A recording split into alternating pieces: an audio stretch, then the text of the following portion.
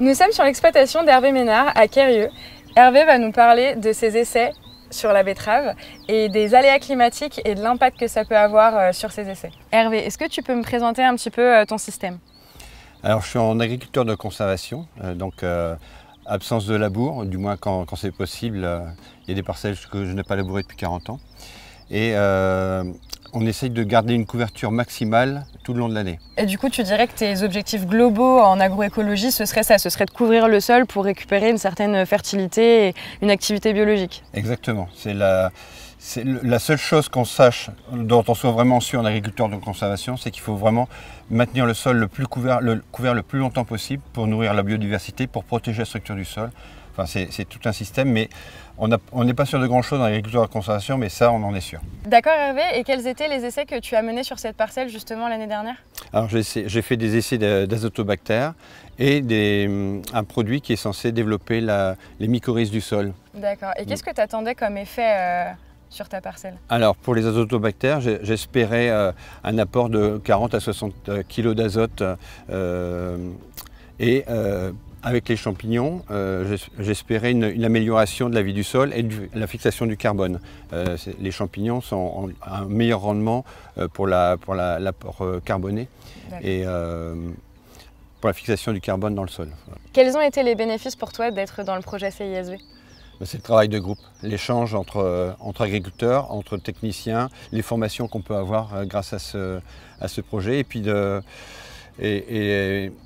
et voir les évolutions possibles, voir ce qui se fait ailleurs, en fait c'est l'échange, c'est ça qui est important. Est-ce que tu as retiré des enseignements de ces essais qui n'ont pas fonctionné? Alors oui, avec les bactéries, on voit qu'il faut vraiment une climatologie très particulière. On le savait, il faut de la chaleur et de l'humidité.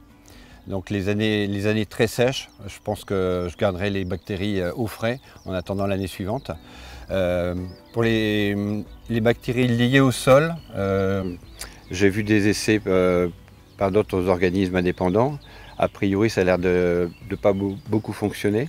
Par contre, avec la phyllosphère, j'ai beaucoup d'essais qui sont apparemment intéressants.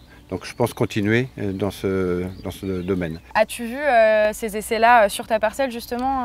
Alors je n'ai pas vu d'effet parce qu'on avait une climatologie épouvantable, on a eu 6 mois de sécheresse. Dans la journée, les températures étaient très élevées, pas d'hygrométrie, donc je pense que ce n'était pas la situation idéale pour le développement des bactéries. Donc je n'ai pas vu grand-chose, si ce n'est les bactéries qui vivent en association avec les feuilles, avec la phyllosphère.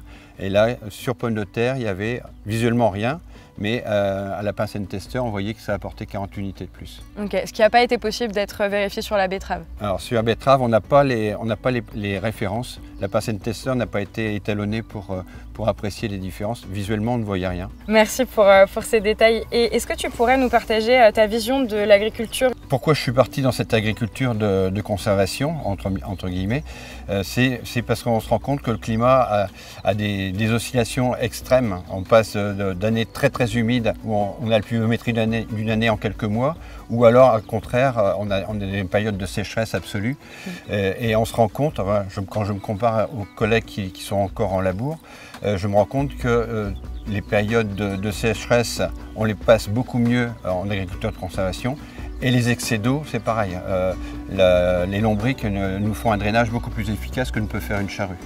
Donc on voit qu'on passe beaucoup mieux les périodes difficiles que nos collègues.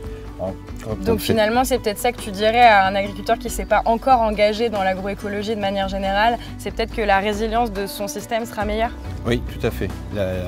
En agriculture de conservation, on écrète les périodes difficiles.